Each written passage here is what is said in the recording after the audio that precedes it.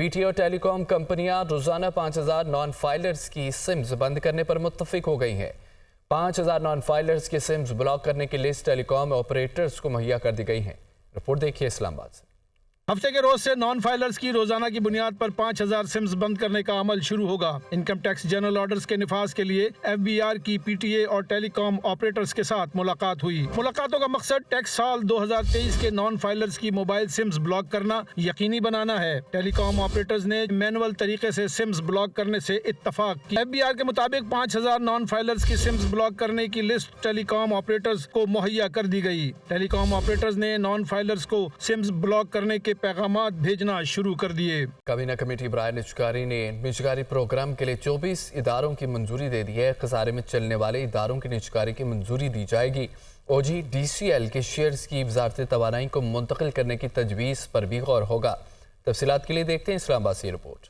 نائب وزیر اعظم اور وزیر خارجہ محمد اسحاق ڈار کی زیر صدارت کابینہ کمیٹی برائے نجکاری کا اجلاس۔ سی سی او پی کی نجکاری پروگرام کے لیے 24 اداروں کی منظوری، منافع کمانے والے اداروں کی نجکاری پر غور کرنے کی بھی تجویز۔ ذرائع کے مطابق نجکاری فہرست میں P I A C L, first women bank limited, H B F C, زرعی ترقیاتی بینک، utility stores corporation, PEPCO, GENCO 1، 2، 3 اور 4 شامل ہیں۔ بجلی کی تقسیم کار کمپنیاں لیسکو، پیسکو، آئسکو، میپکو، ہیسکو، پیسکو اور سیپکو بھی فہرست میں شامل ہیں۔ State life insurance, Sindh engineering limited, Pakistan reinsurance corporation بھی نجکاری فہرست میں شامل ہیں۔ حکومتی ملکیتی اداروں نجکاری پالیسی کے رہنما خطوط پر غور کرنے کے بعد سی سی او پی نے ایس او ای ایکٹ اور پالیسی کی روشنی میں 84 ایس او ایز پر تفصیل سے غور کیا۔ 40 حکومتی ملکیتی اداروں کی اہمیت کے لحاظ سے درجہ بندی کی گئی۔ سی سی او پی نے او جی ڈی سی ایل کے 32 کروڑ 24 لاکھ سے زائد شیئرز کی نجکاری کمیشن کے سی ڈی سی کے اکاؤنٹ سے وزارت توانائی کو منتقل کرنے کی تجویز پر بھی غور کیا۔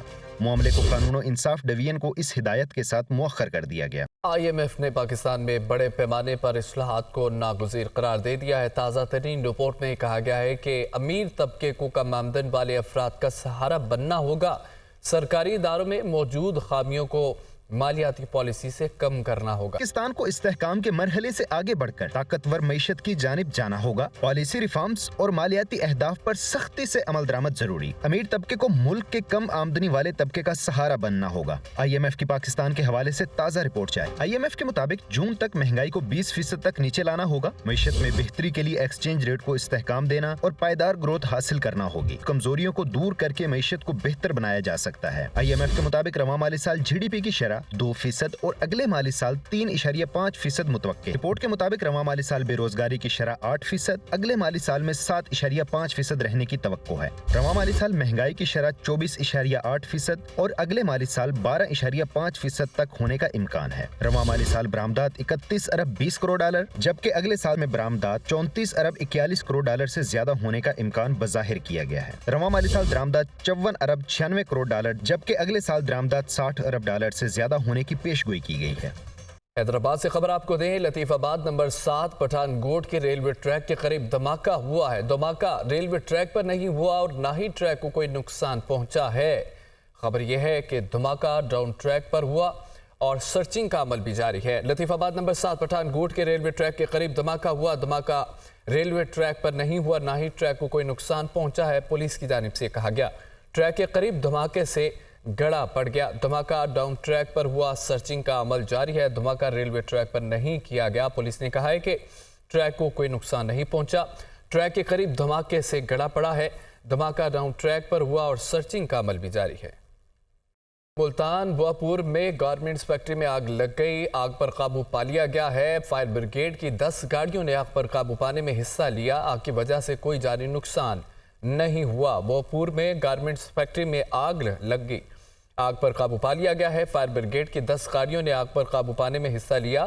آگ کی وجہ سے کوئی جانی نقصان نہیں ہوا۔ ملتان میں یہ واقعہ پیش آیا۔ بواپور میں گارمنٹس فیکٹری میں لگی آگ پر قابو پا لیا گیا ہے۔ فائر بریگیڈ کی 10 گاڑیوں نے آگ پر قابو پانے میں حصہ لیا۔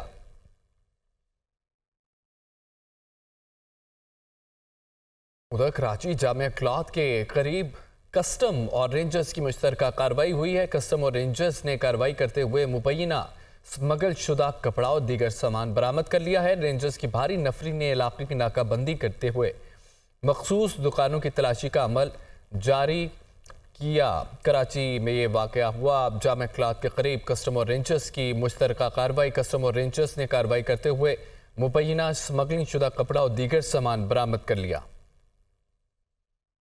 Welcome back. بریک کے بعد عالمی منظرنامے سے خبر یہ ہے کہ اقوام متحدہ جنرل اسمبلی میں فلسطین کے حقوق کو وسعت دینے کی قرارداد زبردست حمایت سے منظور کر لی گئی ہے۔ قرارداد کے حق میں 193 میں 143 ممالک نے ووٹ دیا ہے۔ 9 ممالک نے قرارداد کی مخالفت کی جبکہ 25 رکن ممالک کا ووٹنگ میں حصہ لینے سے گریز۔